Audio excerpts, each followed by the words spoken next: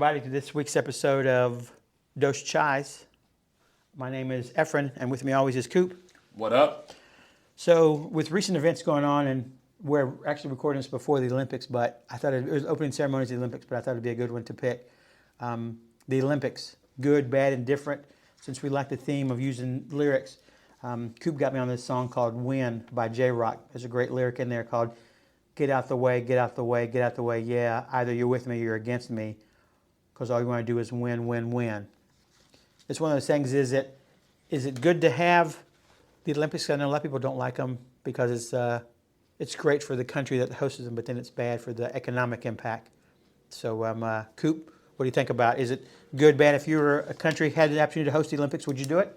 Yeah, I think it's worth it. I think watching the world during the opening and the closing ceremonies being unified and seeing people like compete in the field of sports rather than in war or economically. Oh yeah, like China in 2008, that great, all those drummers when they were doing that opening ceremony was moving. And this year's in Paris, so beautiful city that, probably can use that economic boost. I've heard they're still even up today, present day, or people are still protesting. Like even trying to still get out there and protesting against the Seine River that they're going to do the opening ceremonies down and stuff. I saw last week the mayor of Paris swam in the river. Did they really? Okay. So, I think that it's hard to please everyone. Oh, yeah. But for that 2 weeks, it's kind of, especially right now with all our political in an election year, to be able to just say, you know what, I'm going to get off work and hopefully nobody spoils it for me. Mm-hmm. I can get home and turn on NBC and just sit down and enjoy it. And you know what? As a father of four, my wife and I and all our children, we sit around the TV and we cheer for swimming and gymnastics. Yeah. But then we also end up watching kayaking and riflery and sports we don't normally watch. So I think it's such a fantastic unity for the whole world, but then an opportunity for family and friends to get along. And just, I think it's such a beautiful moment when the whole world can stop and celebrate. But then also as an American, to be able to say USA. Oh, yeah, and root for, and I love the fact that the Olympics now, the Paralympics come right along with it. So you get to champion people who you're like, man, look at the drive and fight of somebody who might be in terrible circumstances, but they still have that drive and desire to compete. Yeah, it definitely is cool. I know I can remember watching, the 2000 Olympics when Kathy Freeman, she was a sprinter, and she won first gold medal in Australia, and just the sheer joy and elation on her face. And even when we had the Olympics here in '96 in the United States, it was cool, like the first American who won, I forget who it was, but just excited to be the first one to win a gold medal on their own home soil was neat to just kind of sort of see them that way. So it is cool. Not a fan of sometimes the political realm gets into it that way, but sometimes it's good for it that way, like in Mexico City when they were protesting, both American runners were protesting all the stuff that was going on with the war. And then now, how the country of Russia no longer can fly their flag. I think they're Federation of Russian Athletes or something, I think is what they call them. So they do sometimes, as much as they want to, omit the politics, it still has to come into play because something that's just the way that the world is. Unfortunate stuff with that way. But I know Coop and I, before we started recording, we were just talking about, Olympic moments and stuff. I know LeBron James is the flag bearer. I know some people were, I don't want to say upset, but they were disappointed it wasn't somebody who's been there 5 or 6 times. But LeBron, testament to his longevity of his career, this is his 4th Olympics he's been in. So, I know you want somebody who's been there longer, but he's a good representative of the Olympic dream. He's been on a losing team when they lost in Greece and got a bronze medal. He's been on those, the Redeem team in 2008 when they went and they won in, London. Was it London when they lost? No, I think it was Greece. Okay. You saw what Efren just did. He did this thing where he said they lost, they got the bronze. But in reality, for most people in the world to get a bronze medal is massive. But the amount of pressure we put on our athletes to win that gold medal count is, even in basketball, like Mm-hmm. the two sports that I think of being global sports at this point are soccer or football and basketball. Oh yeah, easily. And the amount of pressure we put on the American basketball team. I mean, in the last 4 days, they've been pushed once by South Sudan and then yesterday by Germany. They only won by 4. Yeah. Yeah, and then LeBron scored the last 11, and LeBron afterwards was like, "Hey, man, we're being pushed and challenged."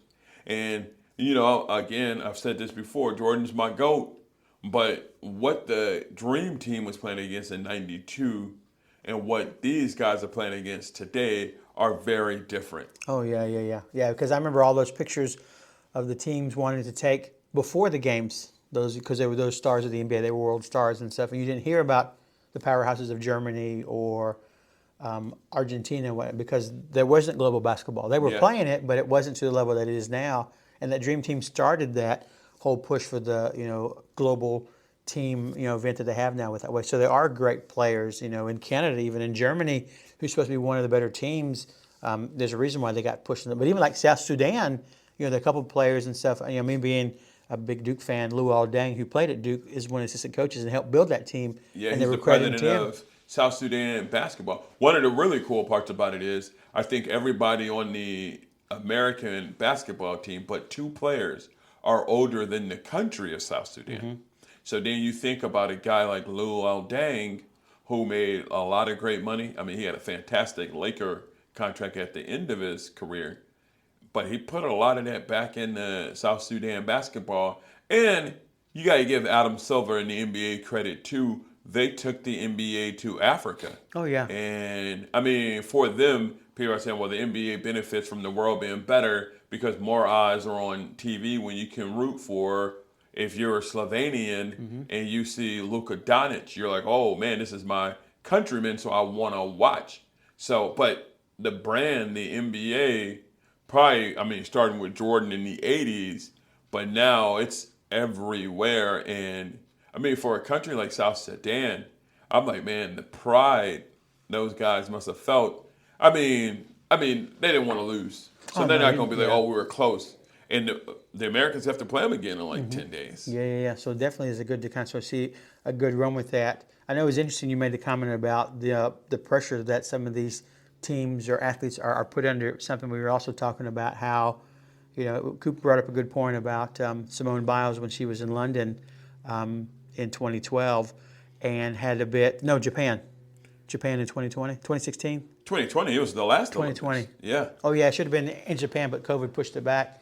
One of those things that she had gotten, she was losing her ability to do flips and stuff. I think vertigo or something. She said it was anxiety started making her question herself. So then she started feeling the earth, which is, I mean, mental health, to feel the earth. Because I always tell people, I'm like, man, we don't understand the velocity that we're moving at currently. Oh, yeah. And I mean, once you start to question everything, I mean, that pressure has to be intense. Yeah, and then it was funny how how they a lot of people when she said I can't do it, she ended up dropping out a couple of the events. There was a genuine, I don't want to say hate, but genuine distaste for the way she did it that way. That why'd she quit? She's supposed to be such a great American champion. She should have persevered through it and stuff that way. But if you get to the point that you feel the weight of the world on your shoulders and you just can't do it, it is anxiety inducing, fear inducing, whatever adjective you want to put it that way. It is bad, the amount of pressure that they put under these athletes to perform. Like I said, hey, we lost, we got a bronze medal. But other countries, they would die to get a bronze medal because they've never succeeded. They've never gotten medals of any kind. Third place to them is great because you're the third best athlete or third best group in the world. So, but with us, we're so used to always being first or second. So it's, oh yeah, we failed with that way. And I brought up a good point to Coop about back in '96, with Carrie Shrug when she went and she did that vault. She knew she got hurt, but she knew she needed to go back and do another vault to win, the gold medal for them. And they did. She won it, but ended up hurting her ankle and stuff. And now, almost 30 years removed, a lot of parents now say, oh, as a parent, you're supposed to save your kid from hurting themselves. Yeah. As a coach should have stepped in and stopped it from doing it that way. So it's funny how, that the world that we lived in then wasn't as critical as it is now. So, if she had walked away and said, Coach, I can't do it, I hurt my foot, we're just going to have to settle for second, they would have been upset with her, but they would have understood because she is helping her body in the long run and stuff that way. But now someone Biles does it, and she's a quitter. Yeah, I mean, my son asked me yesterday. He's playing tackle football for the first time, and he said, "How bad does it hurt to really get tackled?" And he's like, "When it hurts, do I stay down or?" And in the back of my mind, I started thinking of my father being like, put some dirt on it, get up. But it's like, no, man. Like, I played fullback and inside linebacker, so we used to run a terrible play called wedge. And I bet you they probably outlawed the play today. But as a fullback, they'd tell me, just run, put your head down, run into the center. And there are plenty of days when I saw the butterflies and I heard the birds and the whistles. And you know what? I shook it off and went back to the huddle. Yeah. Today, those are clear signs of concussion. So it's like I'm telling my son, like, if you're hurt and you're really feeling hurt, stay down. Like, get some help. You don't need to be the tough guy and try to play through a broken femur or something crazy. And to me, I'm always thinking like Simone Biles' situation is unique in the fact that it was mental health. Mm-hmm. And some people were annoyed because she stuck around. Most people would say that's being a good teammate, but people are like, well, she just likes the attention. I'm like, man, she's struggling through anxiety. I don't think she wants the attention. No, I want that, yeah. But if she would have hurt her shoulder and it's a physical injury, people would have been like, man, she's a hero. Yeah. Because she persevered through it. But because it's mental health, and I don't know what happened, like, I felt like there was a time period, maybe during COVID, maybe right after COVID, where everybody was saying, like, we all have mental health issues of some type. Mm-hmm. But the backlash against that today is like, man, somebody is saying, like, I need a personal day, I need a break. And the supervisor saying, like, are you saying you're sick? Yeah. If you're sick, yeah, I get it. But if you're saying you just need a break, I don't know. And I'm like, I don't know why we went so far in the other direction so quickly. It's just one of those things that I think because it's not the American way or whatever it is you want to describe it, how you're always, there's no quit in you. There's no, you go to, you can't give anymore. But sometimes that's bad because you do it as a detriment to yourself sometimes. I know you want to be the leader. I know you want to be the team guy, but sometimes you got to think about me and mine because who else is going to do that for you? Yeah. I mean, I always think about, like, in this area, again, athletes have done a great job of saying, Kevin Love, DeMar DeRozan, saying, I need a break. Mm-hmm. And, like, no, it's not my body. It's my mind. Mm-hmm. And there is a time for me, I need to sit and recover and think. And I think some of it, and I'm not blaming the underdog, kind of blaming the underdog. I think the pressure of being the favorite does that to you a little bit. Where it's like when people think like, man, this American basketball team is the new dream team. So everybody gets up for that game. But the reality of it is, every country who's in this tournament is a dream team. Oh, yeah. Like the Canadian team, mm-hmm. the French team. Mm-hmm. Serbia has a guy who's won 3 out of the last 4 NBA MVPs in Jokic. Mm-hmm. So it's like LeBron and these guys, and I think that LeBron's handling the pressure maybe a little bit more because this is his 4th time, and he won a bronze once. Mm-hmm. So maybe LeBron is able to handle it a little bit differently. And LeBron's partner hasn't played yet in KD. Because KD is probably the other veteran who has that feeling of being like, hey, I bet you Steph Curry, just because of how many titles he's won, he's used to being the favorite with the pressure. But, I mean, Jason Tatum just won his first title. Mm-hmm. Embiid has never won. Nope. Drew Holiday is a winner, but so he's never been in different pressure mindset. Yeah, I mean, that first Dream Team had an incredible team, but they also had Bird, Magic, and Jordan. Bird and Magic at that time had 5 championships. Mm-hmm. Jordan had 2. So they all had tasted victory in a manner where they knew what the expectation was. Mm-hmm. And again, the level of competition they were playing against, it '92 Oh, yeah. compared to 2024. We're talking about Yeah. very different generations of basketball. Mm-hmm. And that's not me being disrespectful to the guys from other countries Mm-hmm. during the 90s, but we all have to recognize, I mean, two of the best five players in the world, I mean, probably three, Giannis, Jokic, Luka Doncic, they're all European. Mm-hmm. Oh, yeah. So this game has transitioned very quickly. Yeah, you're right. It's definitely one of those things that it's unfortunate because it's America's game. We should be able to win and stuff with that way. But I mean, you stop and think, there are other, sports that we've developed, i.e., American football, and you just had recently, I think the USA team. I don't know if it's under 20 or the under 18 team, but I know they got beat by Canada in football. And Japan. Yeah, so it's just like, oh my gosh, we're that way. Well, yeah, it's again thanks to the brand that is the NFL and football all over the world. Now it goes all over the world. They play it in Germany. They play it in Europe. I know there's a game this year scheduled to be playing in Brazil and stuff. So, it's the brand that is bigger than what we started and stuff with that way. And ultimately, yeah, we want to be the leaders of the free world. But at the same time, too, if everyone else is doing well, then they're excelling at what we taught them. So it's good to kind of do it that way. So it is a kind of sort of plus minus sometimes when to do it that way. Bro, you better calm down. James Naismith and those Canadians are going to come after you. So America got the game from the Canadians, but they created it. So don't get punched in the face Hey accidentally. man, I didn't say basketball. Football's a different thing. Yeah, I mean, I even think about it in watching the Euros this year, and England's in the final. And when England loses, people are like, man, game you invented, the world is taken from you. And I'm like, I think that's a compliment to the English by making a game that the rest of the world loves so much that everybody else is playing and caught up to them. Yeah. You definitely want to be able to do something to take it, show somebody how to do it, and then they can take the mantle and do it themselves. Yeah, I mean, watching soccer this summer, there's some incredible soccer being played all around the world. And even in the United States, we've improved. I mean, we're still not at the level we want to be at. Yeah. But, man, the game is an incredible place. And I just think, like, basketball and soccer are sports that have an opportunity to unify and push the world. And I think the Olympics just get a chance to put them both on a stage. I mean, gymnastics and swimming.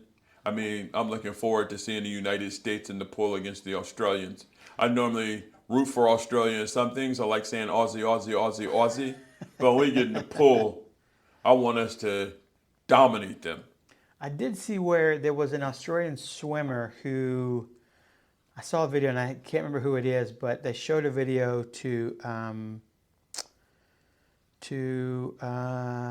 Michael Phelps. Yeah, I saw And it was this an too. Australian swimmer, and she was talking about how she hates hearing the national anthem, that she goes and every time they beat them, they're so excited because they get tired of the Americans and USA chants and blah, blah, blah. And they showed it to Michael Phelps, and he's like, hey, let me show you this video. What's your take on it that way? And you could see he went from very calm, okay, well, I don't know what this is. And then as he watched it, his face, like it was a fuel gauge, you could see him just like lighting up. And he was like, man, I wish I wasn't swimming. I wish I was still swimming because this would light me up. I'd watch this 20 times a day to just get ready for it that It's way. a very, very healthy and a good rivalry. Yes. So Katie Ledecky and those guys are going to be ready in the pool, but Australia's new generation is strong. So it'll be interesting to see how it comes out. And Australian basketball, men and women are also very good. So, I mean, America normally does really well in the medal count overall. I mean, country our size makes sense. I mean, China does good in the medal count, and the Federation of Russian Athletes will do well. So it'll just be interesting to see it. But again, I think those peaceful rivalries are good, right? Like, so this is where we can take a lead from our athletes because they will all walk out as one world and walk in as one world. And I think that's a cool gesture. Kate Campbell, what's her name? Just looking up here online and that way. So then that leads me to a good question. A couple years ago, Noah Lyles, as great as he is, I mean, he's probably going to take the mantle as the fastest man on earth, after Usain Bolt retired. A couple years ago, when he was talking about, he felt like he was a better world champion than like Golden State Warriors when they won their team because that's a team of guys. He's the best athlete in the world. No, his argument was different. His What was argument his? is America is ethnocentrism. So when you win an NBA championship, you don't win a championship of America. You Oh, win that's a right. You world win one. champion. That's right. And Right. he's saying in track and field, he's the champion of the world. So his title is more legit. But the NBA is a global game. So if you have a kid who's a great basketball Yeah. player in Australia, he can make it to the best league in the world. Now, there is some conversation about the European champion playing against the NBA champion during training or preseason.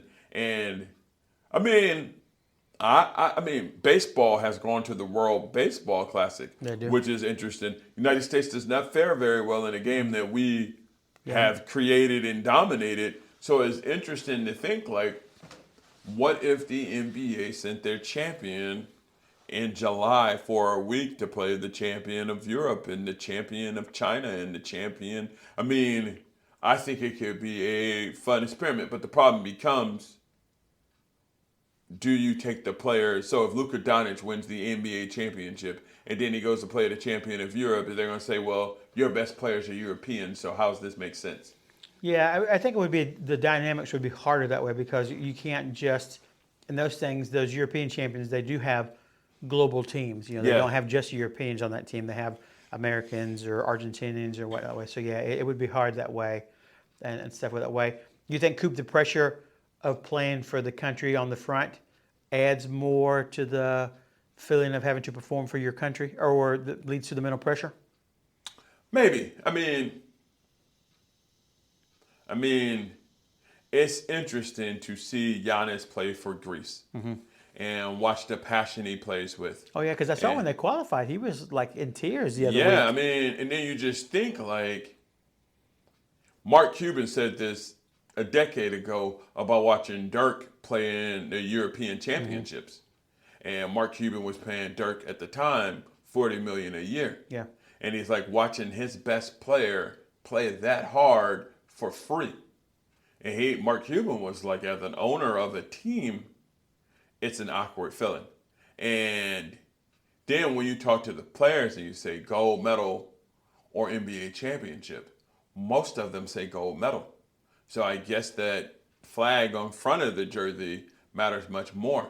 But if I'm the NBA don't even call their owners anymore. That's when we get carried away. They're governors. Yeah. But if I'm paying somebody $50 million a year, like 76ers right now, I saw Joel Embiid block a shot yesterday incredibly and then fall to the ground.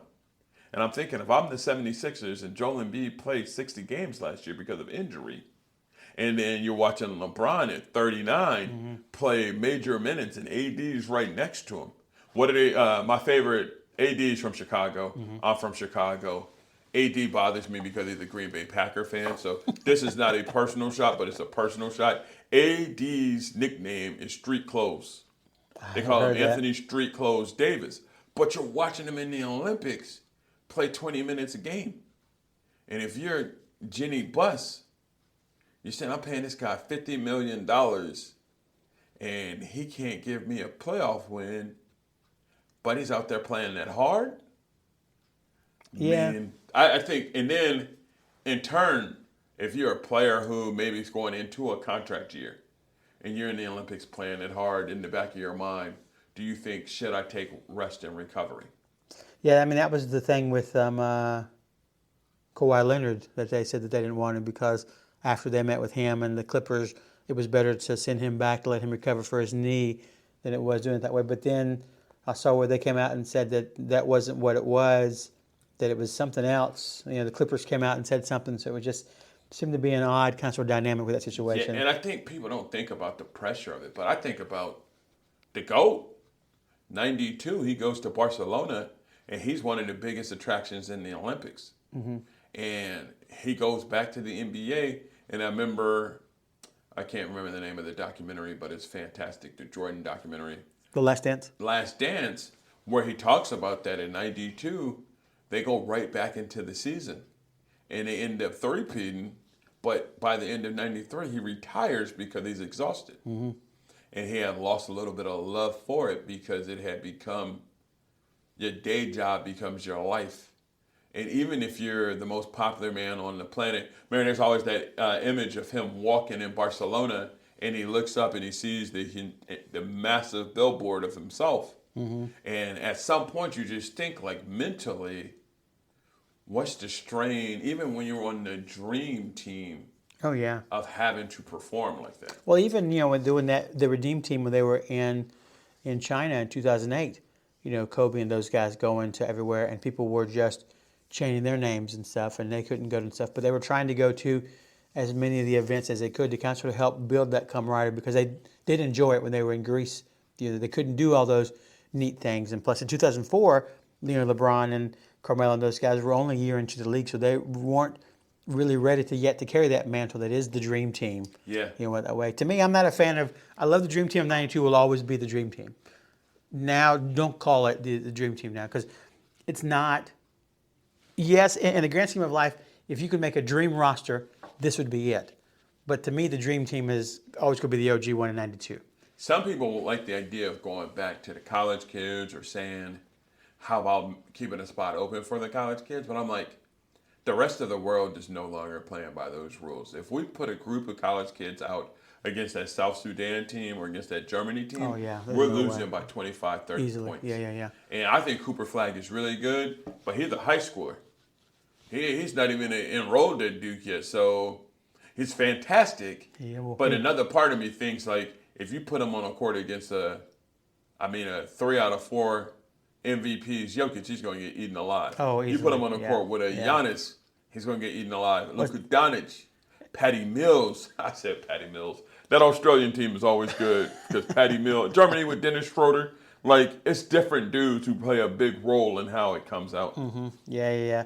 It's one of those things, it's always interesting the way that they design teams and the way they pick teams and stuff. Always the greatest team, to send from other country, which is great. But call it something else. This year's Olympic team or Olympic 2024, whatever. But the dream team to me is always that team, because you just can't.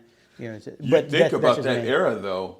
Man, I remember watching, ESPN 30 for 30s used to be so good.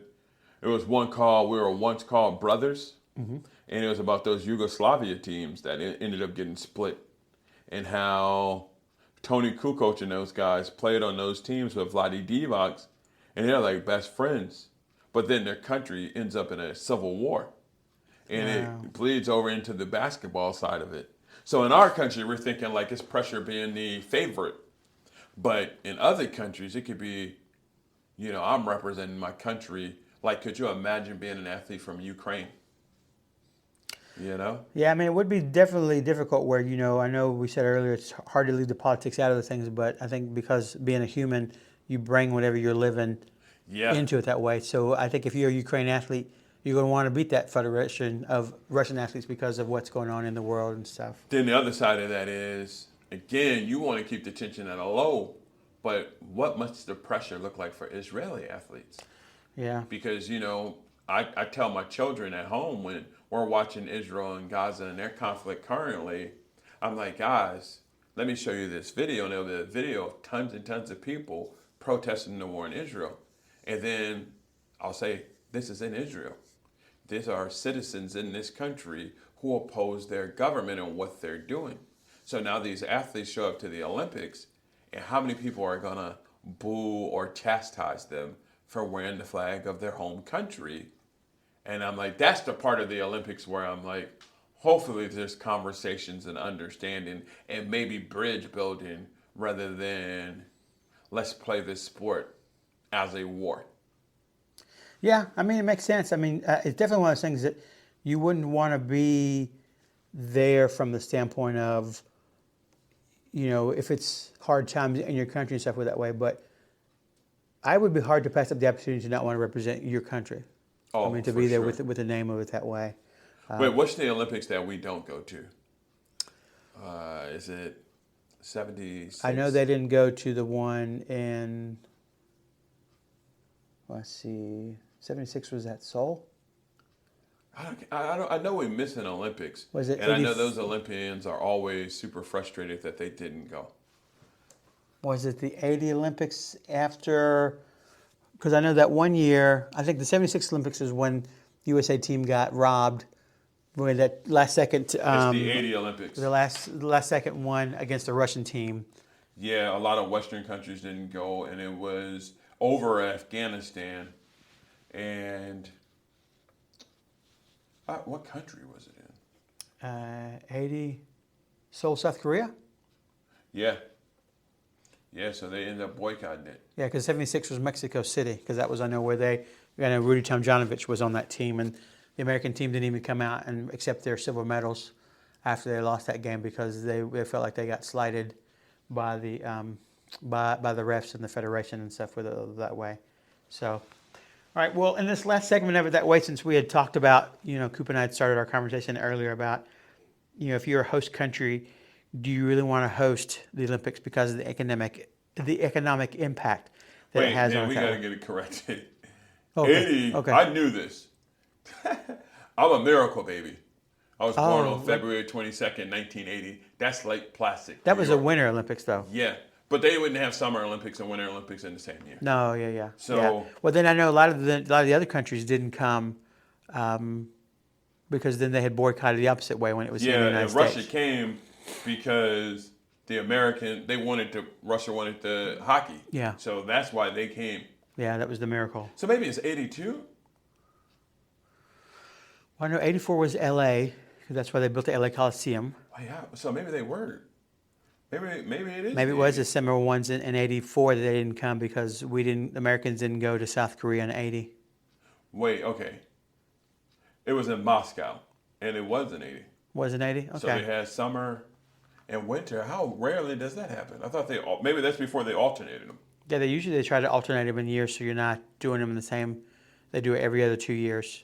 Like the winter will be in 26, and I'm not sure where the 26 at, where the 26 Olympics are, but so we'll go back. So so here I got a list of hosting cities since 2020, and like the average looks like the cost kind of sort of varies on what you spend and what you do. The highest cost to produce the Olympics was $21.9 billion with a B in Sochi for the Winter Games. Sheesh.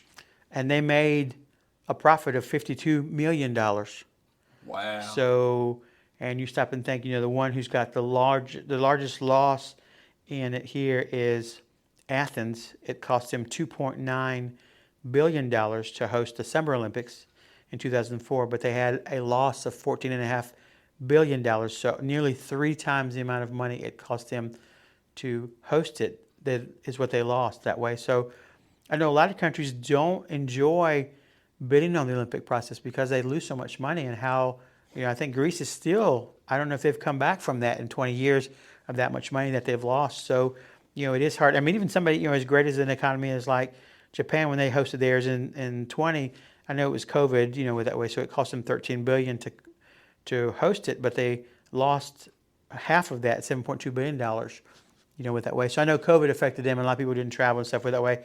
So that's, an anomaly and stuff with that way. But, I mean, there's only, Rio de Janeiro cost $4.6 billion, and they lost $2 billion. That's the only one, in Tokyo. Everything else since the 2008 games, either they made some, but they only made millions, opposed to it cost them billions of dollars. Is it worth your country from an economic standpoint to do it? This is the argument about first world countries, right? Mm-hmm. So North America and Central America have the next World Cup. Yep. And the cool thing about it is they don't need to build new stadiums because they're going to use stadiums that are already here. Mm-hmm. So only thing they're going to do is have to adjust some of the fields. Yeah, I know, and even some of the fields they're not fan of, because I know when they did the Copa America, some of the players weren't fan of the Mercedes-Benz Stadium because they put grass in it that way, and it was too slow or not right. They didn't like that, Yeah, Copa was a test for the World Cup. Mm-hmm. So now you're going to see major improvements. But I always think about those beautiful, beautiful Brazil World Cup. Oh yeah. And I remember one time the United States had to fly, and they played in a remote part of Brazil that was 8 hours away from Rio. And that stadium today is empty. There's nothing they can do with it because they basically built it for them to play the World Cup there, but there was no plan. China's kind of done the opposite with the Beijing Olympics. If you remember the architecture for those, Oh yeah, the bird nest. they And created things. some great buildings, but then they found ways to continue to use those Mm-hmm. buildings. And I know like Sydney, when they hosted the Olympics, a lot of the buildings they built them intentionally for they can be continued to be used. And I think the world has tried to get better at saying like, let's not make this a building that we just use once. What are other ways we can incorporate it Mm-hmm. into our city and part of our culture? And when you go to like Atlanta and you see where the Olympics were hosted, those are pretty cool little monuments. But at the same time, when you have people who are hungry and a housing crisis, it's incredible to say, hey, you can't build a residential facility here, but we're going to build a massive dormitory here that we're going to use for the Olympics. And then afterwards, maybe we'll sell it to the highest bidder. Yeah, it is very counterproductive because I mean, ultimately, as a business person, you're in the business of making money, and the Olympics, as much as they want to do it that way, they want to be able to make money. But at the same time, too, I think you need to look at it as more you're building a country brand or a goodwill brand more than you are a business brand. Because if you're getting into the Olympics to make money, that ain't gonna happen. Because a lot of those athletes, they don't get a lot of money. You know, that's why they have to subsidize themselves with other contracts and other endorsement deals that they do, or they're regular business people, you know, who they take a year off to train to get ready for the Olympics, and then they go that way. They don't, you know, they don't really can give up their jobs to be Olympians. A lot of them are full-time, you know, employees. You know. Yeah, I mean, I think I read a story about a guy who was working at Walmart, and nobody knew that he was training for the Olympics. So then when he made the Olympic team, the Walmart Corporation came along and basically sponsored him. But he still showed up to work.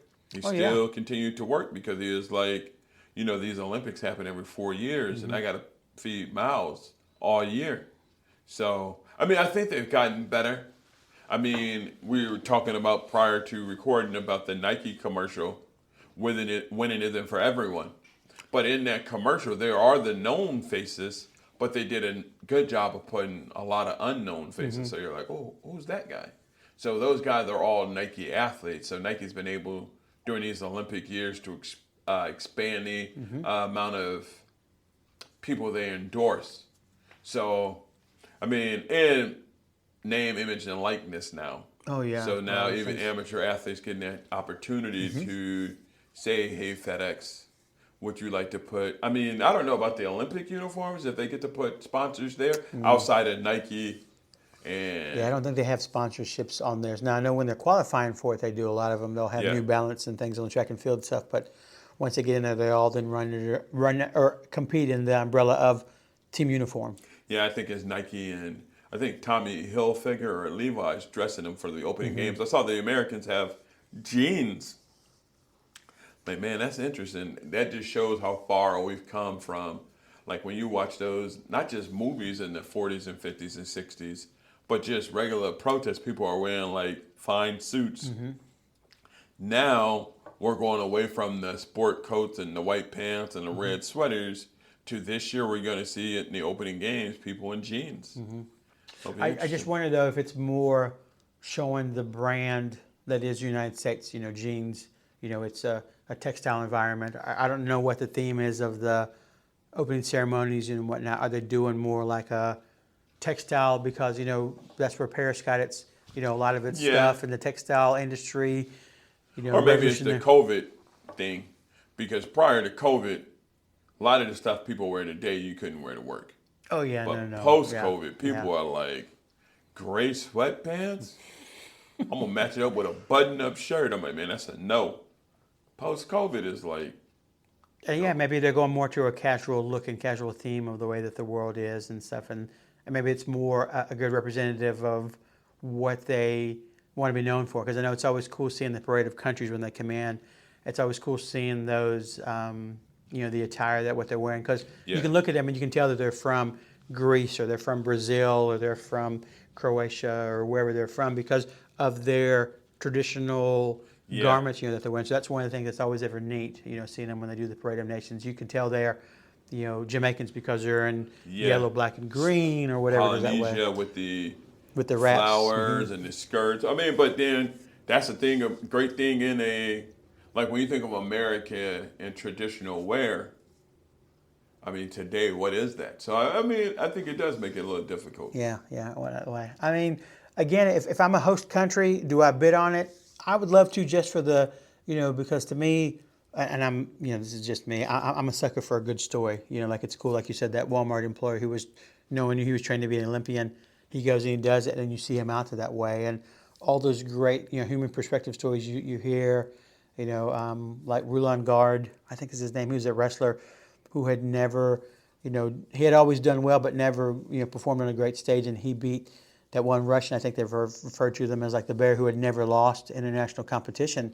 And, they go and he beats him and he won a gold medal. And it was like an unknown person coming out of essentially Midwestern America, goes and wins. So it's cool. You see those people who you don't know about until they compete on an Olympic stage, on a world stage, and you get to hear their stories and what they've done and how they persevered to get to that point. So I would do it from that standpoint, but to make money, no. I mean, unless you're a big country who can host it and you can eat that cost, and hopefully you generate, travel, possibilities coming to you that way, or some kind of tourist dollars. I think the tourist dollars for your local economy. I wonder when they figure out those figures and how they count that. Because if you're the baker and they build that stadium and the construction workers are eating there, and then the Olympic athletes and the families come in, and maybe your food is more local, so it's more exotic, so they want to try it. So the boom from that might be massive. I remember when I lived in Chicago when they were trying to get the Olympics in Chicago, and I remember everybody's like, this is a terrible idea.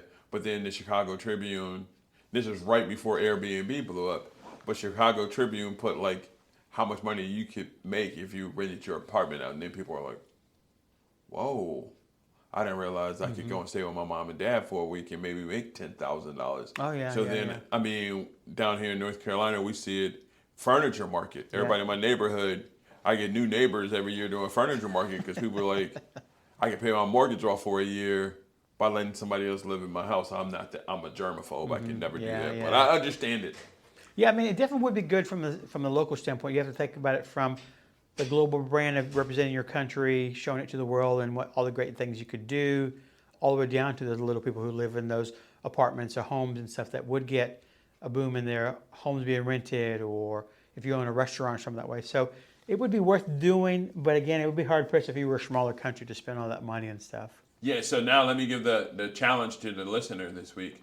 So Friday night is opening games, and then Saturday morning you're going to get up and you're going to be ready to watch the Olympics all day.